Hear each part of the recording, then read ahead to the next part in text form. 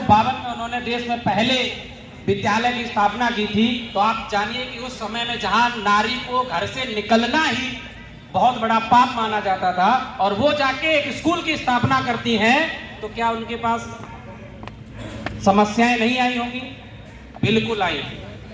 कीचड़ फेंके गए, उन पे पत्थर फेंके गए, चोट भी लगी, सब कुछ हुआ, लेकिन उसके बाद भी वो चलती रही। क्यों? तो मैं इसलिए इसमें कुछ पंक्तियां जोड़ना चाहूंगा, शायद इसलिए क्योंकि न पूछो कि मेरी मंजिल कहां है, न पूछो कि मेरी मंजिल कहां है, अभी तो सफर का इरादा किया है, न हारूंगा उम्र भर हौसला, मैंने खुद से ये वादा किया है। तो अगर आगे बढ़ना है तो आपको रुकना नहीं है। और मैं एक बात फिर कहना चाहूंगा सभी पेरेंट्स से और हमारी मातृशक्ति से यही निवेदन करना चाहूंगा कि आप अगर ये सोचेंगे कि अगर मुझे बच्चों को पढ़ने भेजना है या लोग क्या कहेंगे, तो लोग क्या कहेंगे ये भी अगर हम सोचेंगे तो लोग क्या सोचेंगे। लोगों का काम है सोचना, उन्हें सोचने दीजिए, आप बस अपना काम कीजिए। अंततः एक छोटी की पंक्ति के साथ मैं अपनी बाड़ी को विराम देना चाहता हूं कि सोचने से कहां मिलते हैं तमन्नाओं के शहर, सोचने से कहां मिलते हैं तमन्नाओं के शहर, चलना भी पड़ता है मंजिल को पाने के लिए।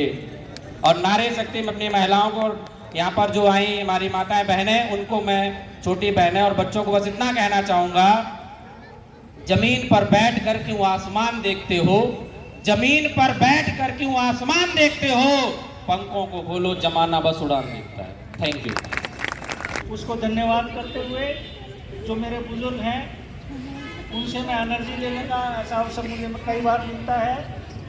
हमारे डालचंद जी बैठे हैं जो हमारे वरिष्ठ साथी हैं। केवल और केवल इतना ही कहना थोड़ा सा मैं आवश्यक समझता हूँ कि जिस तरीके से उन्होंने संघर्ष किया था, जिस तरीके से उन्होंने समर्पण भाव से कार्य किया था और जिस तरीके से वो सब कुछ उनको सहना पड़ा, विषम परिस्थितियों में उन्होंने जो कार्य किया, घर बार छोड़ना पड़ा, तो वो जज्बा, वो संघर्ष, वो जुनून आपके अंदर होना चाहिए।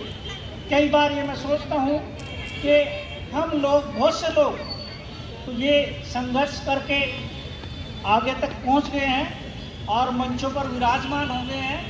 मैं उनका धन्यवाद करता रहता हूँ जो संघर्ष करते हैं।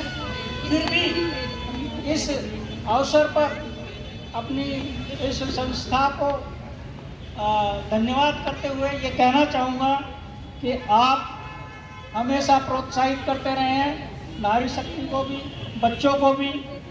और मैं चाहूँगा कि बच्चों के इस संघर्ष में मेरा कथन भी जारी है। उजालों से ये चिरागों की जिम्मेदारी है। छोटे छोटे बच्चे जो हमारे चिराग हैं वो अंधविश्वास में न फंस जाएं, वो रूढ़िवादियों में न फंस जाएं।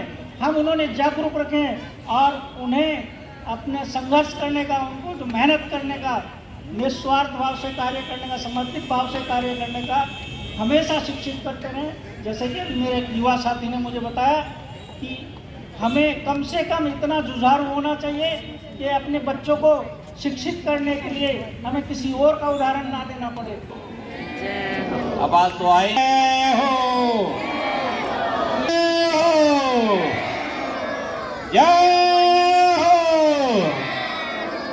धन्यवाद। सम्मान देने के लिए एकत्रित हुए। कम से कम अपने गौरवशाली इतिहास का याद कर लो साथियों। वो गौरवशाली इतिहास, आप उसके वंशज रहे हैं।